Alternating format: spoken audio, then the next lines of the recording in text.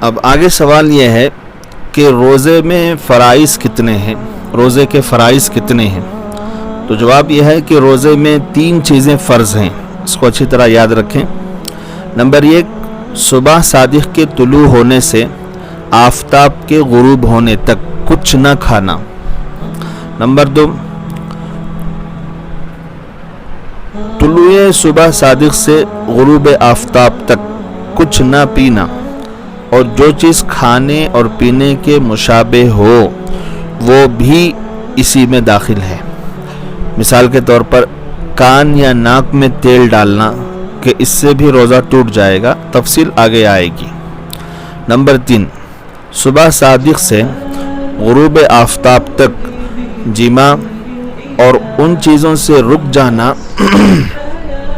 جن سے عادتاً منی نکل جاتی ہو۔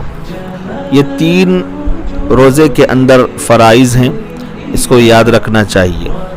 صبح صادق سے لے کر غروب آفتاب تک نہ کچھ کھانا، نہ کچھ پینا، اور نہ ہی جماع کرنا، اور ان جیسی چیزوں سے بھی رک جانا۔